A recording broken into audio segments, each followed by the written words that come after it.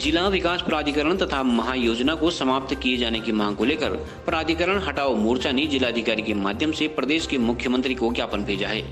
मोर्चा के सदस्यों ने कहा है कि प्रदेश के पूर्व मुख्यमंत्री त्रिवेंद्र सिंह रावत ने विकास प्राधिकरण को निरस्त करने की घोषणा की थी, लेकिन इस संबंध में शासनादेश जारी नहीं किया गया था, जिससे सरकार की मंशा पर सवाल उठ रहे थे।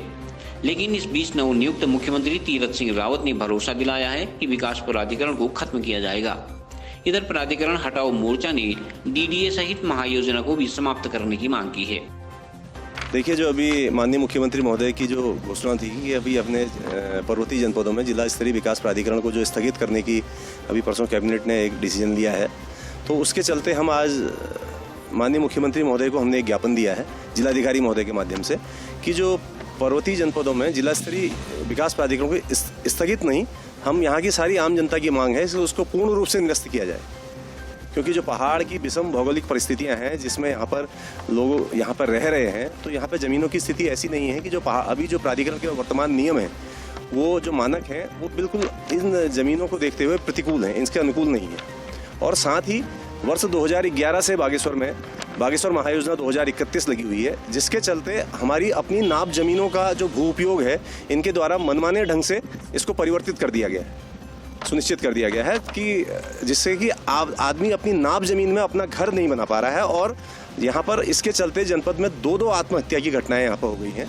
और इसके साथ ही हमने कहा कि जैसा कि मुख्यमंत्री महोदय ने अभी ये घोषणा की है कि जिला स्तरीय विकास प्राधिकरण को स्थगित किया जाता है, तो हमने जिलाधिकारी महोदय से निवेदन किया है कि इसके अंतर्गत जिला स्तरीय विकास प्राधिकरण और महायोजना के अंतर्गत जो भी वाद चल रहे हैं, ये तब तक इनको भी निरस्त किया जाए। जितने भी मामले जिससे कि आम जनता का उत्पीड़न हो रहा है, तो ये मामले भी साथ के साथ निरस्त किए जाएं और ये जिला स्तरीय विकास प्राधिकरण और महायोजना पूर्ण रूप से निरस्त की जाए, ये हमने माननीय मुख्यमंत्री महोदय से निवेदन किया है। देखिए, हमने सबसे पहले तो हमारी सरकार ने जो ये प्राधिकरण स्थगित किए हैं, तो इसके उसमें हमने आज माननीय मुख्यमंत्री जी को जो जिलाधिकारी महोदय के माध्यम से ज्ञापन भेजा है, इसमें हमने मांग करी है कि इनको स्थगित नहीं, पूर्णतः निरस्त किया जाना चाहिए,